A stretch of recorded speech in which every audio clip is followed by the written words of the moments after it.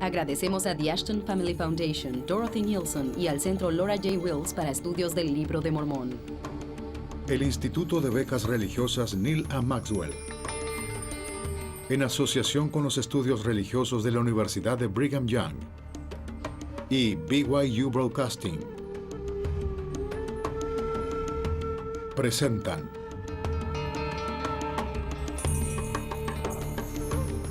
¿Quién es este antiguo personaje que aparece en el epicentro de la historia? ¿Es un gran maestro? ¿Un revolucionario? ¿Un profeta? ¿O es realmente el Hijo Divino del Padre Divino? El Salvador del mundo. Buscando contestar estos interrogantes, muchos estudiosos han puesto de lado la divinidad de Jesús y han separado al hombre mortal de aquel Jesús de fe, el Hijo de Dios. Hoy, intelectuales mormones buscarán unir de nuevo la historia y la fe, el estudio científico y la revelación moderna, y así lograr un mejor entendimiento de quién era y sigue siendo hoy Jesús.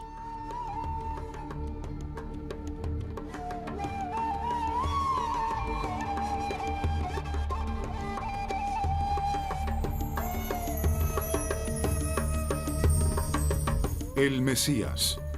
He aquí el Cordero de Dios. Y muy de mañana, el primer día de la semana, fueron al sepulcro recién salido el sol, pero cuando miraron vieron la piedra ya removida. Marcos 16:2-4. Relatos de aquellos testigos que tocaron al Salvador resucitado días después de su crucifixión y entierro sostienen la creencia de la unión del cuerpo físico de Jesús y el Espíritu. Donde sea que estaba, en camino para Emaús o enseñando en el templo en el Nuevo Mundo, la aparición de Cristo declaró su triunfo sobre la muerte, invitando a todos a venir a Él. No está aquí porque ha resucitado. La resurrección.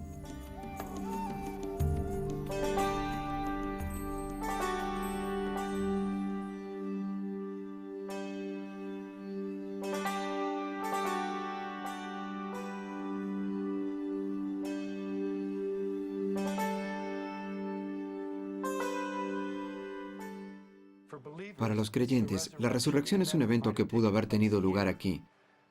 Esa fue la coronación del ministerio de Jesús. Lo distingue de todos aquellos que han venido antes. Ha habido predicadores, profetas y curanderos, pero ninguno de ellos tenía el poder de entregar su vida y retomarla de nuevo. Fue la resurrección la que proveyó la doctrina fundamental para toda la cristiandad. Sin ella, el cristianismo sería una serie de creencias, historias inspiradas y un mensaje de cómo vivir una buena vida. Pero no sería el cristianismo como lo conocemos. Como saben, con la resurrección de Jesucristo nosotros poseemos el mensaje de las eternidades. Es el centro de todo lo que creemos, es el eje de nuestra fe. Sin embargo, irónicamente, son algunos de estos cristianos y algunos académicos de donde emerge mucho escepticismo. Pero todo esto no cambia el testimonio de unas mujeres de una provincia romana que en una hermosa mañana de primavera, muy parecida a la de hoy, hace 2000 años, sucedió algo que nunca había ocurrido antes.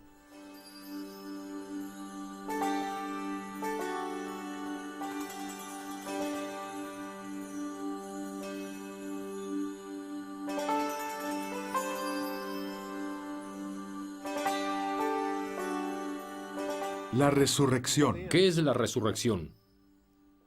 Es interesante que la palabra resurrección no se encuentre en el Antiguo Testamento. Podemos leer la Biblia desde el Génesis hasta el Apocalipsis y nunca tendremos una definición de resurrección.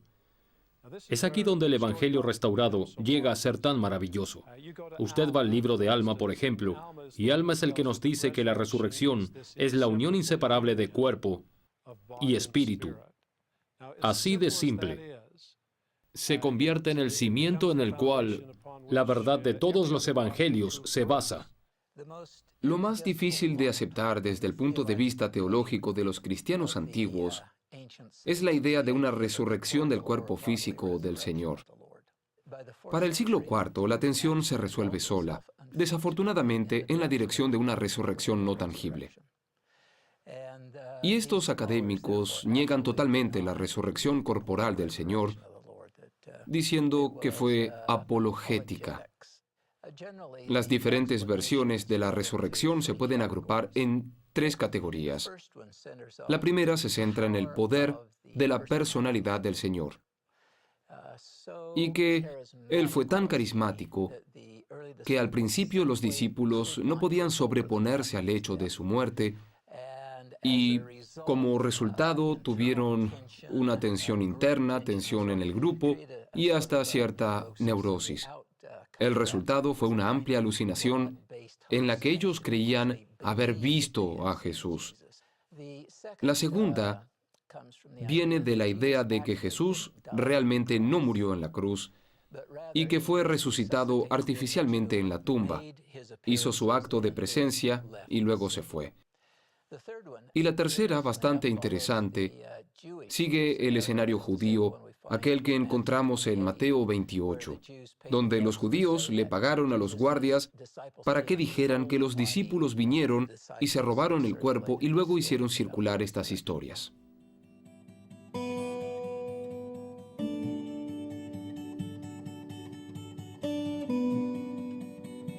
La tumba del jardín, Jerusalén.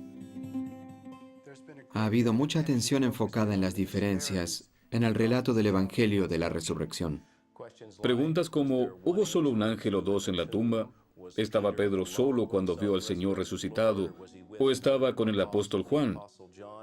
Esta clase de preguntas han causado que algunos estudiosos del Nuevo Testamento vean la evidencia de la resurrección como confusa y frágil. Si solamente tuviéramos el relato completo en el Nuevo Testamento, esta confusión se disiparía.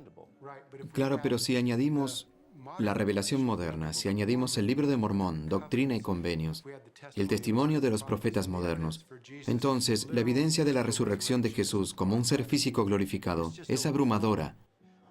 Me gustan las palabras de un gran estudioso de las Escrituras, quien dijo, no hay hechos o eventos en la historia de los que esté más seguro que de la resurrección física, corporal del Señor Jesucristo.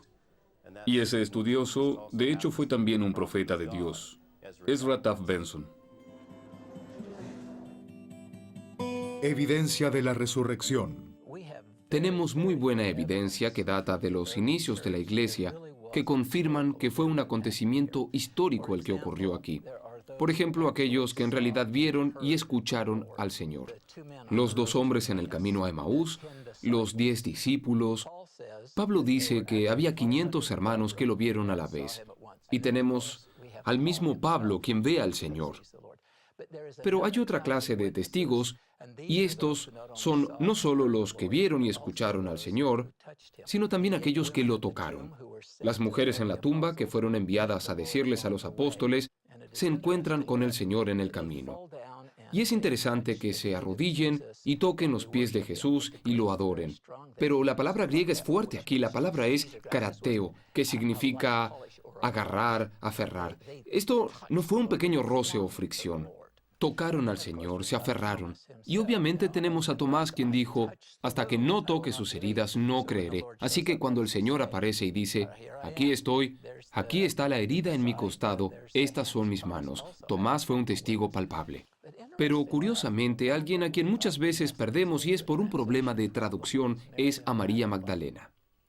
El texto de Reina Valera muestra a Jesús apareciéndosele en la tumba, y aparentemente, del modo que lo dice la versión de Reina Valera, es que ella dio un paso hacia él y Jesús le dijo, no me toques, porque aún no he ascendido al Padre en los cielos. La gramática de los griegos sugiere que hay una mejor traducción. Tenemos el presente imperativo acoplado con un negativo, lo que significa cesar de hacer lo que están haciendo. Y con ella, la palabra griega no es karateo, agarrar o aferrar, sino más bien hapto, que significa abrazar. Yo creo que lo que Jesús está diciendo es, tengo que ocuparme del trabajo de mi Padre. Este es un momento muy emotivo, pero debes dejar de abrazarme para que me pueda ir y hacer lo que el Padre quiere que haga. Por lo tanto, las mujeres, Tomás, quizás los otros apóstoles y María Magdalena son 3 testigos. Ellos saben, porque han visto al Señor. ¿Y cuál es el resultado de esto? Vean a Pedro. quien sale lleno de valor. ¿Y cuál es el mensaje central? Nosotros predicamos al Cristo crucificado y al Cristo resucitado de entre los muertos. Ese es el mensaje.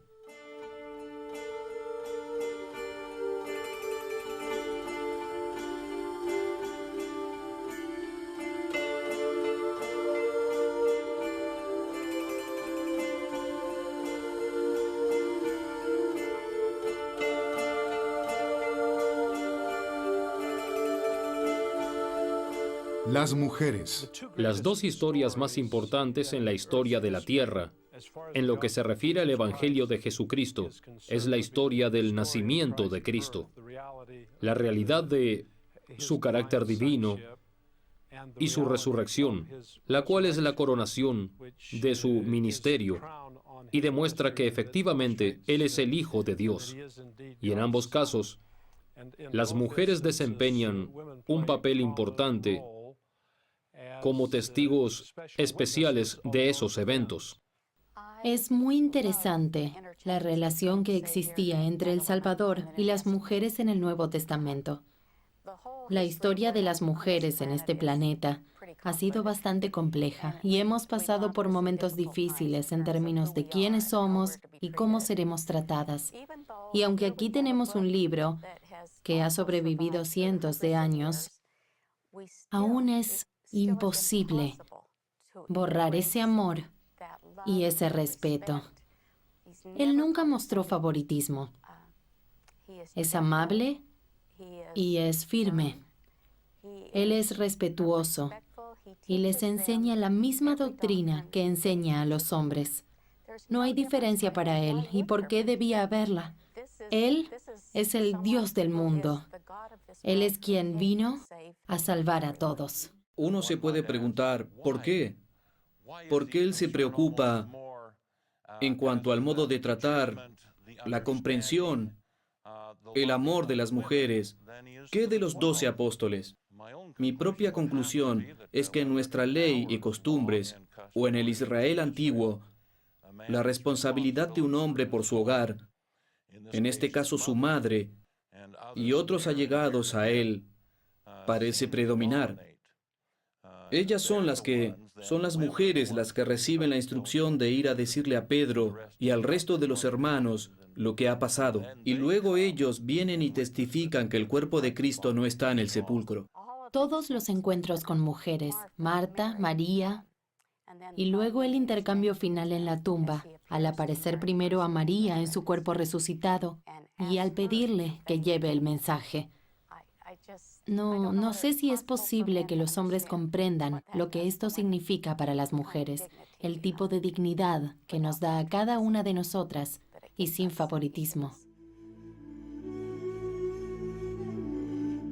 Y como ellas tuvieron temor e inclinaron el rostro a tierra, les dijo: ¿Por qué buscáis entre los muertos al que vive?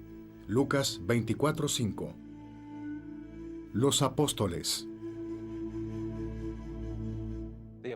Los apóstoles se encontraban reunidos en Jerusalén. Y para este tiempo muchas cosas habían sucedido. Pedro había negado a Cristo y a Jesús lo habían crucificado. Así que todos se habían congregado en un mismo lugar. Básicamente, en cada uno de los relatos de los evangelios es una mujer quien primero descubre la tumba vacía y se encuentra primero con el Jesús resucitado. María y las otras mujeres habían ido a la tumba y la tumba estaba vacía. Y en su visita inicial hubo desilusión porque él no estaba ahí. Pero había ángeles, y estos ángeles le daban certeza y confianza.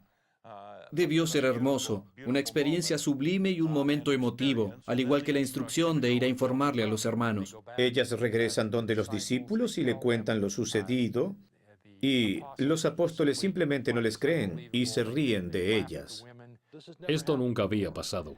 Los apóstoles aún intentaban despojarse de la vieja noción del Mesías milenario, que llegaría de una manera triunfal, y continuaban tratando de crear la noción de una resurrección. Pero al menos Pedro y Juan corren hacia la tumba, siendo Juan más rápido que Pedro. Usted sabe, Pedro es mayor y no puede ir tan rápido. Ellos llegan a la tumba, pero Juan, reconociendo que Pedro es un apóstol de más señoría, espera. Y Pedro, ya sin aliento, imagínenselo.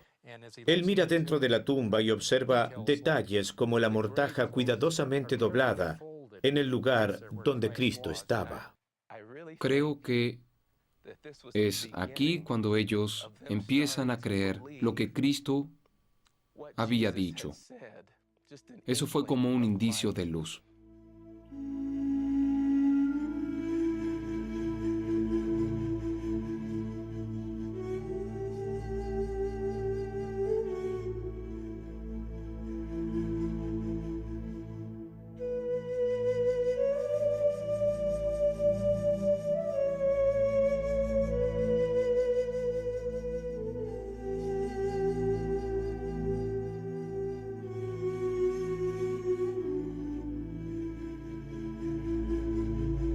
El camino hacia Emaús. Otro ejemplo que tenemos de esta hermosa clase de detalles es la historia de los discípulos en el camino hacia Emaús, quienes van caminando a medida que recuerdan los eventos más recientes y lamentándose sobre estos eventos. Y Jesús mismo se les aparece, aunque inicialmente ellos no lo reconocen. Aquí aprendemos algo acerca de los seres resucitados. Un ser resucitado no tiene que aparecer siempre en toda su gloria. Él puede venir y en este caso yo no creo que ellos no le reconozcan porque él hubiera tenido puesto el manto alrededor de su cara. Yo creo que él habla con ellos y ellos están sorprendidos de que él parece no saber acerca de estos eventos. Creo que él juega un poco con ellos. Después de conversar un poco con ellos, eventualmente él les dice que va a continuar su camino. Ellos lo invitan a que vaya con ellos y ellos continúan la plática. Ellos se sorprenden y le dicen, ¿dónde has estado? ¿Cómo puede ser que no sepas de los eventos de los últimos días? Y por supuesto, él es el personaje central de los eventos de estos últimos días y sabe muy bien lo que pasó y los trae hasta el punto donde ellos también comprenden lo que ha pasado. Ellos están intrigados con su argumento y el conocimiento de las Escrituras.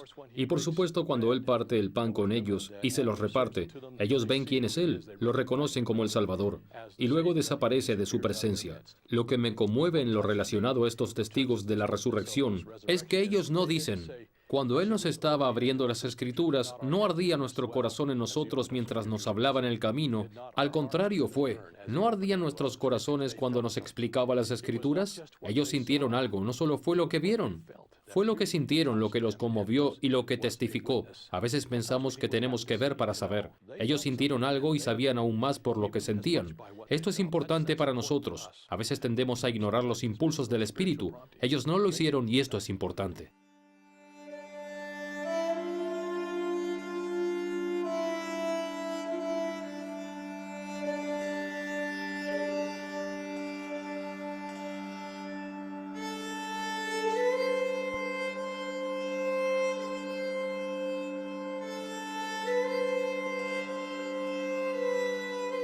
Un testigo físico.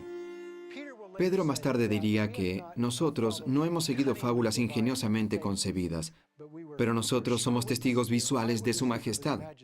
Ahora aquí él probablemente está hablando de la transfiguración, pero ellos son testigos, obviamente son testigos.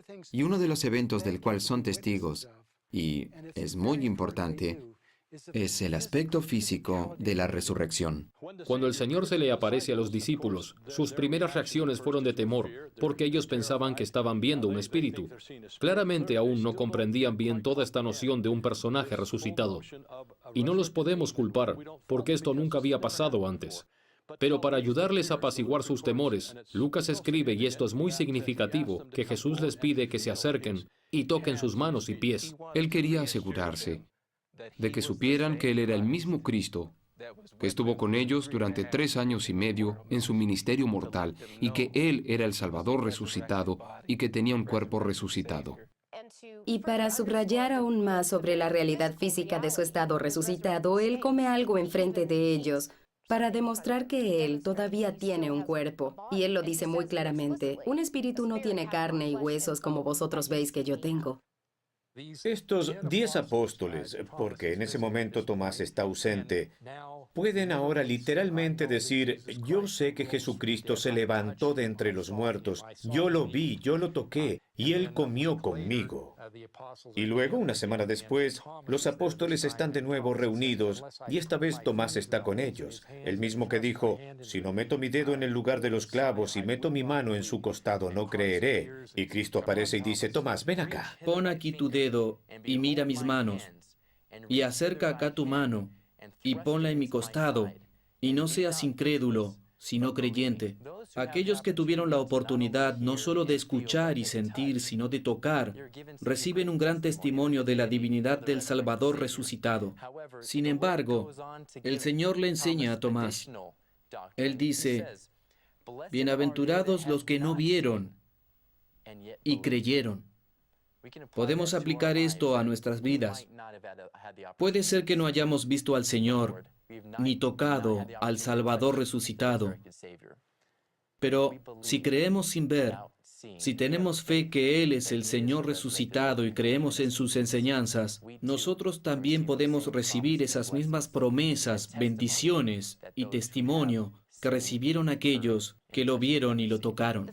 Pienso que el hecho de que nosotros veamos sus dudas y las reconozcamos como parte de la experiencia humana del desarrollo de la fe es una parte crítica de los relatos del Evangelio, porque indica sencillez de parte de ellos, con un deseo de demostrar que en ocasiones ellos lucharon, pero también sugiere e insinúa la veracidad de estos relatos que no escondían las cosas, que no buscaban hacer de esto un final perfecto y una representación ideal de sus creencias.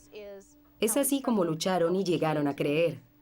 Así fue como pasó y esto parece verdadero.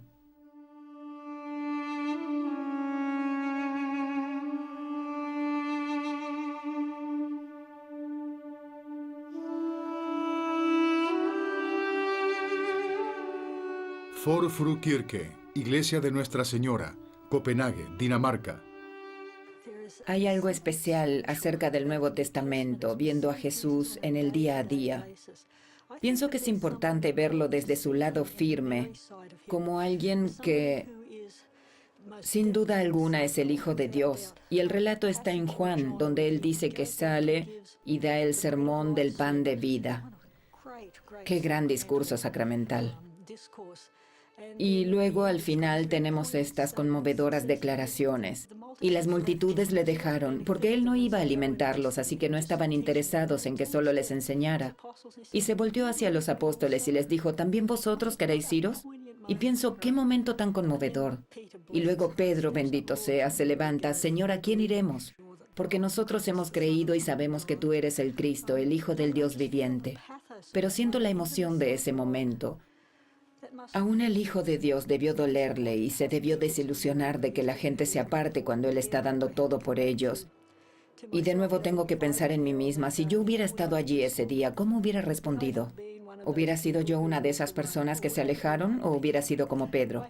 Deseo con todo mi corazón que hubiera podido ser como Pedro, pero realmente no lo sé. Así que al ponerme en esa posición y al leer acerca de los fariseos, me pregunto, ¿hay ocasiones en las que actúo como un fariseo? ¿Hay momentos en los que soy como Tomás? Sé que por 2000 años Tomás ha sido recordado por ser Tomás el incrédulo, pero me fascina el relato en Juan 11, donde dice que Jesús va a ir a Betania y él sabe que es peligroso. Y Tomás dice, vamos con él y si tenemos que morir con él, moriremos con él. Esa parte de Tomás es la parte que más me gusta recordar. Ese compromiso con el Señor, y quisiera ser como Tomás, como Pedro. Quisiera ser como aquellos apóstoles que se quedaron con el Señor en las buenas y en las malas, pero que al final dedicaron y dieron sus vidas por el Señor.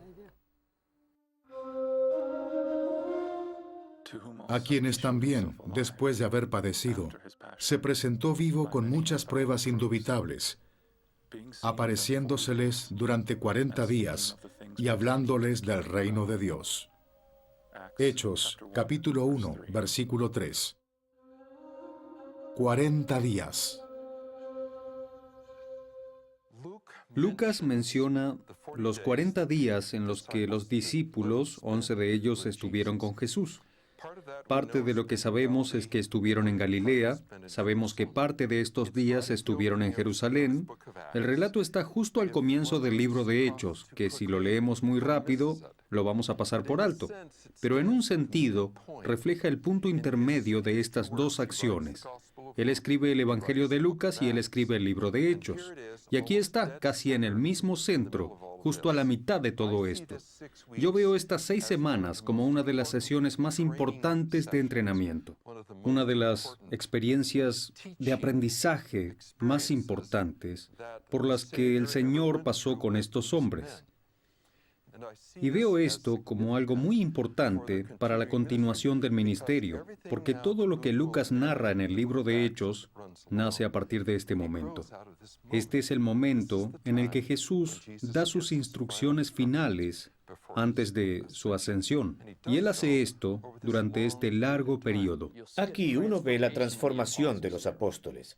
Los apóstoles continuaban creciendo y progresando espiritualmente, justo hasta el momento de la muerte de Jesús, llegando a entender quién era Él y que ellos estarían sin Él y que el reino estaría sobre ellos. Pero después de la crucifixión y de la resurrección, ellos se convierten en hombres nuevos. La parte clave en este proceso fue ese ministerio de 40 días donde ahora ellos entendían lo que realmente significaba la resurrección, donde entendían que sus días con el Salvador habían terminado. Algunas personas tienen problemas con el ministerio de 40 días, como Lucas menciona al inicio de Hechos, porque si Jesús no hubiera resucitado físicamente, ¿qué está haciendo alrededor de estos 11 apóstoles? Y este es el punto en el cual yo pienso diferente de los demás. Yo creo en la resurrección física de Jesús, que Él se quedó estos 40 días educando y capacitando a los apóstoles en las doctrinas del reino y en los procedimientos que Él quería que ellos siguieran adelante. Y si yo no creo en la resurrección, entonces no creo en los 40 días. Pero si uno cree en la resurrección, los 40 días tienen sentido.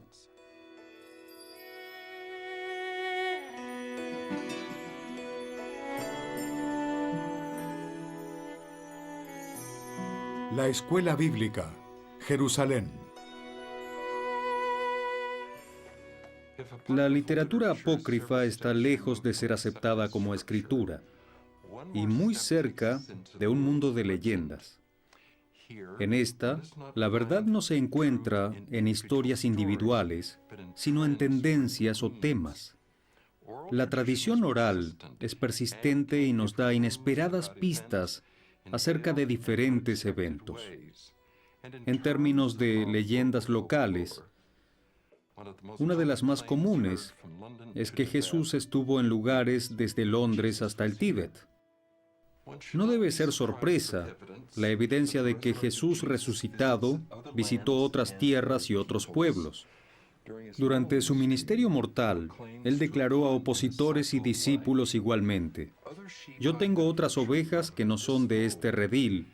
A ellas también debo traer, y ellas escucharán mi voz, y será un solo rebaño y un solo pastor. Aunque no está muy claro a cuántos otros pueblos visitó Jesús, sobresale un registro que es testigo independiente de su resurrección literal.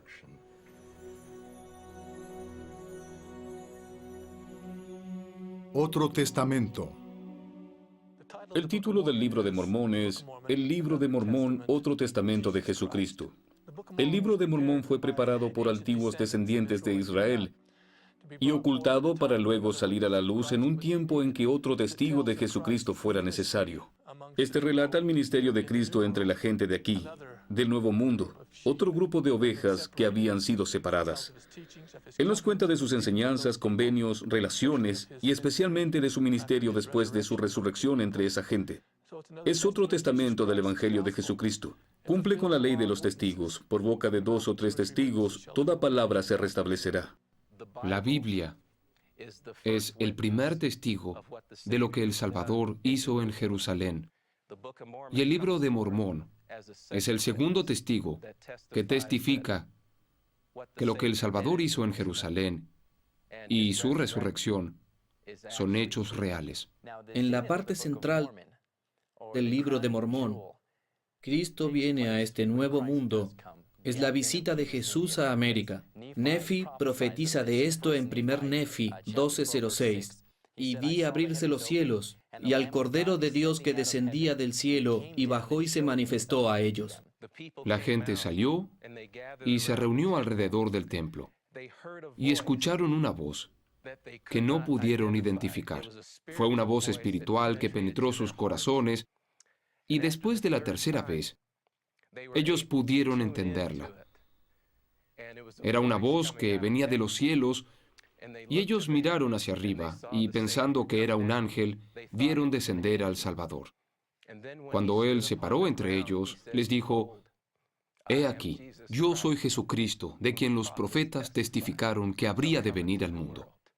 Y les dice que ya había cumplido con la expiación, y he bebido de la amarga copa que el Padre me ha dado, y he glorificado al Padre, tomando sobre mí los pecados del mundo, por lo cual me he sometido a la voluntad del Padre en todas las cosas desde el principio. Es así como uno de los primeros temas que les menciona es su cumplimiento de la expiación y su sumisión a la voluntad del Padre, y de que esto sería una gran bendición para ellos y, por supuesto, para nosotros en la actualidad.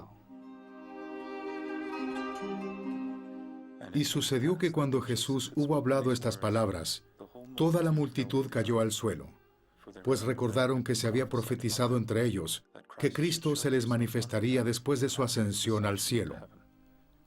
Tercer Nefi, capítulo 11, versículo 12. Todos ellos vinieron. Cristo les extendió una invitación increíble, una invitación que debió tocar sus corazones y hasta este día toca los corazones de millones que lo leen. Él les dice: «Levantaos y venid a mí, para que metáis vuestras manos en mi costado, y para que también palpéis las marcas de los clavos en mis manos y mis pies, a fin de que sepáis que soy el Dios de Israel y Dios de toda la tierra, y que he muerto por los pecados del mundo». Es impresionante lo que el Señor le dio al pueblo de Nefi. Y aconteció que los de la multitud se adelantaron y metieron las manos en su costado y palparon las marcas de los clavos en sus manos y en sus pies. Y esto hicieron, yendo uno por uno, hasta que todos hubieron llegado, y vieron con los ojos y palparon con las manos, y supieron con certeza, y dieron testimonio de que era Él de quien habían escrito los profetas que habría de venir. Y para mí, una de las partes más importantes de este relato de la visita del Salvador es el hecho de que aquí tenemos otro testimonio, esta vez de 2.500 personas, que no solo lo oyeron, sino que también lo tocaron y besaron sus pies, y lavaron sus pies con lágrimas. Todos llegaron y palparon las marcas de los clavos en sus manos y sus pies. Y si usted le da a cada uno 15 segundos, esto equivaldría alrededor de 11 horas. Esto es, si nadie tomó más tiempo contemplando la presencia del Maestro. Esto nos enseña la esencia de Jesús, cuánto nos ama y cuánto desea que lleguemos a conocerlo, y nos muestra que es accesible para aquellos que quieren venir y tener una experiencia personal con el Salvador. Esto nos enseña que el Salvador no solo se preocupa por nosotros en general, sino de cada uno de nosotros individualmente.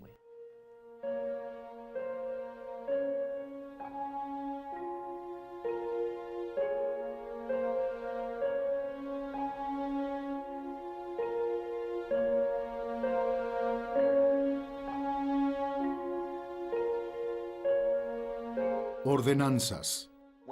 Cuando el Salvador se dirige a ellos, lo primero que hace es presentarse. Él les dice su nombre y también se identifica como el Dios de Israel y el Dios de toda la tierra. Nefi, el profeta de esa época, estando en el centro de la multitud, llega y probablemente se postra delante del Salvador y besa los pies del Salvador. Y cuando el Salvador le pide a Nefi que se levante, lo primero que hace es decirle: te doy autoridad para bautizar a esta gente una vez que yo me haya ido. Esto nos cuenta o indica el papel primordial de las ordenanzas del reino de Dios. Él ordenó a los 12, por medio de la imposición de manos, una ordenanza. les habló acerca del bautismo y les dijo cómo bautizar y cómo no bautizar, lo que es otra ordenanza. Instituyó el sacramento. Nuevamente, otra ordenanza. Si observamos esto cuidadosamente, comenzamos a ver en lo que Jesús estaba interesado. Él estaba interesado en las Escrituras, en que la gente entendiera su resurrección, y estaba interesado en las ordenanzas. Y el Señor le dijo, te doy poder para que bautices a los de este pueblo cuando yo haya ascendido al cielo otra vez. Y además el Señor llamó a otros y les habló de igual manera y les dio poder para bautizar. Tercer Nefi, capítulo 11, versículos 21 y 22. Uno a uno. Al final del primer día que Jesús compartió con los nefitas en el templo en abundancia, Él mira alrededor de la multitud y con su divina percepción entiende que muchas de las personas no pueden comprender las cosas que Él ha estado enseñando. Todas las cosas son ahora nuevas. Es todo un mundo nuevo para ellos. Todo lo que ellos solían hacer es ahora obsoleto. Y ellos tienen que construir un mundo nuevo y una nueva relación con cada uno de ellos y con Dios. Y ellos están llorando. Nadie dice ni una palabra. Y Él percibe, como solo un Dios lo puede hacer, que ellos quieren que Él se quede un poco más con ellos. Ellos quieren que Él haga los milagros que ellos esperan que Él haga. Él les dice, yo me iba a ir, pero quedémonos y hagamos más. Incluso los cojos y los ciegos estaban allí. Un evento extraordinario, casi como accidental. Ellos no sabían que Él iba a estar allí. Ese día ellos habían venido por su propio albedrío, convocados en el templo, esperando saber qué debían hacer. Él los llamó y les pidió que vinieran al templo. Ahora ellos no ponían el nombre de la gente en listas para oración. Ellos habían venido directamente al templo desde todas partes, y Jesús los sanó uno a uno.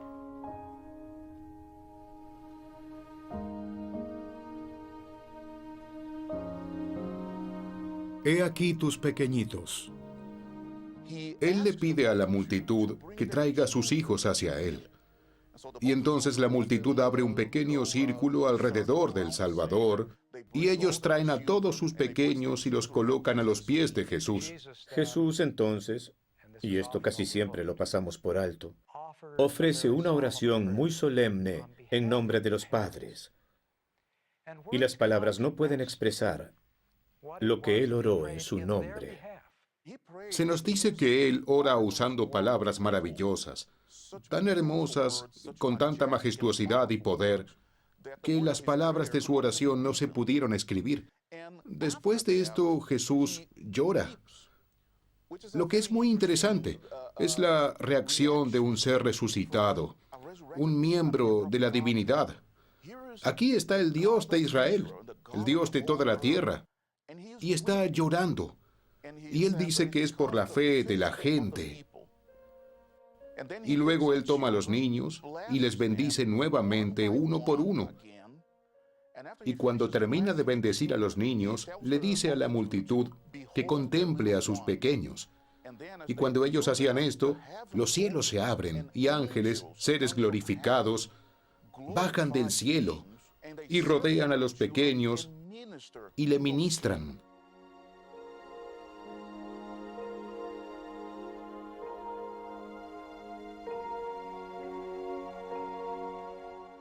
Y la multitud vio esto.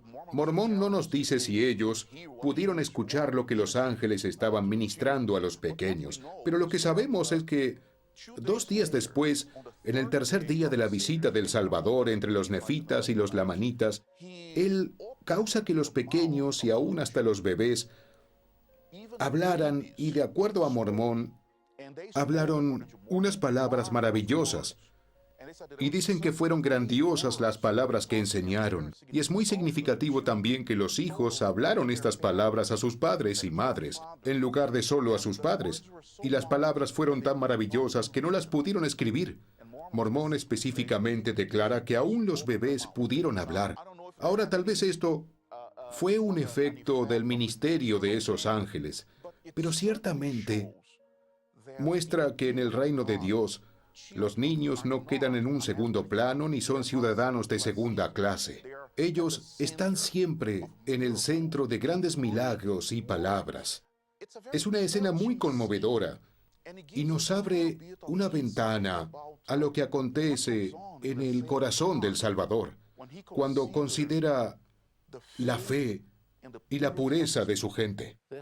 Este es probablemente uno de los capítulos favoritos de mucha gente que lee el libro de Mormón. Muestra su amor y respeto por los pequeñitos y de cómo nosotros debemos amarlos y respetarlos. La inmensa responsabilidad que tenemos como padres y madres en Israel. El capítulo 17 puede llegar a ser el epítome del amor que Jesús tiene hacia nosotros como sus hijos, a quienes adoptó espiritualmente, como lo aprendemos en Mosías 5 y 6, si venimos a Él. Tanto en el Antiguo como en el Nuevo Mundo, Él pidió que le trajeran a los niños. Porque es solamente si nos volvemos como niños pequeños que podemos dejar al hombre natural y permitir que la sangre expiatoria de Cristo tenga pleno efecto en nuestras vidas.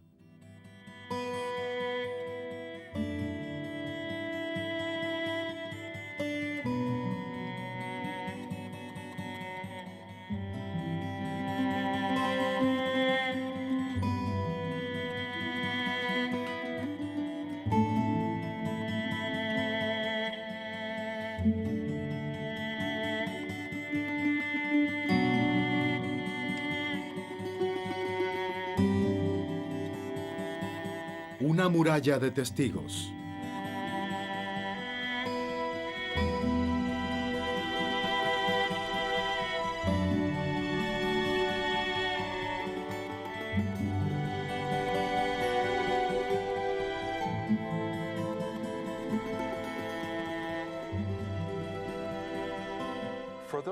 Para aquellos que no creen en la resurrección física, tienen que enfrentarse a este mar de testigos que hay. La gente que dice, nosotros lo vimos. Y me parece a mí que es un trabajo casi imposible. Uno tendría que ser realmente deshonesto con el texto, deshonesto con los registros que están frente a nosotros. Yo veo esto como una historia de crecimiento, una historia de cambio. Vemos apóstoles temerosos cuando Jesús fue arrestado, pero se animaron y fueron por todo el mundo.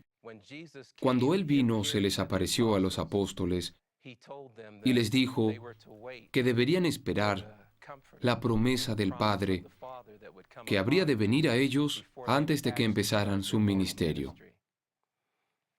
Y aconteció que los apóstoles se encontraban reunidos en el lugar de la cena cuando escucharon el sonido de un viento recio sobre ellos. El Espíritu del Señor descendió sobre ellos, y después de esto, ellos salieron, y Pedro predicó un poderoso sermón sobre el Señor resucitado, y dijo cómo todos deberían arrepentirse y venir a Él. En cada ocasión en que compartían el testimonio de dos doctrinas. Uno es el hecho de que Jesús fue el siervo sufrido, que tuvo que morir, y ahora ellos tienen la confianza de explicar el mensaje de la cruz. Y la otra es la realidad de su resurrección, porque son testigos oculares. Todo el paradigma de cómo enseñar el Evangelio nace de esto. Pedro y Juan fueron al templo y encontraron a un hombre que estaba en las escaleras pidiendo limosna y era cojo de nacimiento. Y todos los días se colocaba allí. Y sucedió que una vez le pidió una limosna a Pedro. Y Pedro le dijo, no poseo ni plata ni oro, pero todo lo que tengo te doy a ti. En el nombre de Jesucristo, levántate y anda. Y Pedro le extendió su mano, como si supiera que ya estaba hecho, y él le tomó la mano y lo levantó. Y todos los huesos de sus piernas y pies se fortalecieron, y él empezó a saltar de alegría por el milagro que se había realizado. Usted no podría hacer esto a menos que sepa que la fuente del poder está dentro suyo en ese momento. Y Pedro, en la posición en que él está, sale a enseñar y dice: yo les testifico que Jesús es el Cristo. Y estas son las manos que coloqué en sus heridas, en su costado, y con las cuales yo lo abracé. Y estoy aquí para testificarles que fue real, que yo abracé al Cristo resucitado de la misma manera que lo hice en su ministerio, porque yo lo conozco. Estas fueron las manos que sintieron, y estos los ojos que vieron, y estos los oídos que escucharon. Esto se vuelve tan profundo, se vuelve tan real. Es el poder que está en el testimonio de ellos. Es la veracidad de esto. Y en lo que se refiere a las cosas espirituales, este evento se convierte en el evento más alabado en toda la historia de la Tierra. Nosotros lo vimos. Lo vimos y lo tocamos. Lo vimos comer. Lo abrazamos. Para todos nosotros, hay algo físico, palpable y atractivo en todo esto. Y es que Jesús es real, Él vive, y es mi testimonio de que Él está con vida, de que Él vive hoy en día.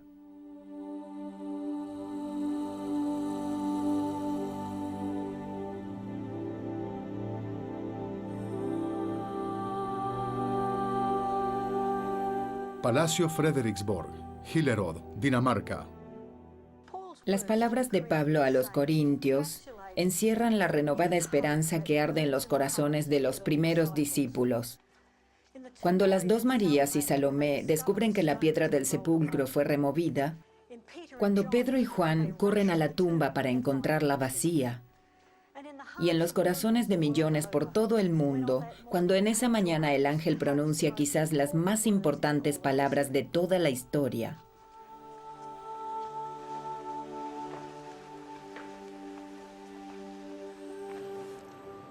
Él no está aquí, porque Él ha resucitado.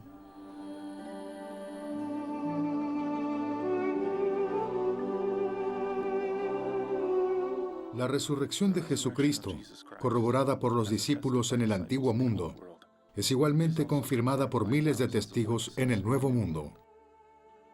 Cada uno testificando del triunfo del Salvador sobre la muerte, a medida que ellos tocan sus heridas y Él los bendice uno a uno con esas manos que aún tienen las señales de la crucifixión. Así como el mundo cristiano espera su segunda venida, a cada uno de nosotros se nos permite contemplar el día en que también veremos al Salvador resucitado, el día en que cada rodilla se doble y toda lengua confiese que Jesús es el Cristo.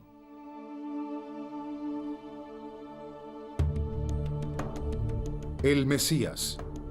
He aquí el Cordero de Dios.